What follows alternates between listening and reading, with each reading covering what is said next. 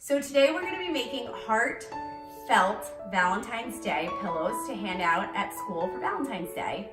We're gonna use this stencil I got off the computer. We're gonna trace with chalk the inside and the outside, cut around the outside. We're gonna make slits the length of this, and then we're gonna tie them together as a knot after we put a little bit of doll stuffing inside. I probably will also write the kids' names on it, or be mine, Happy Valentine's Day, you rock, stuff like that.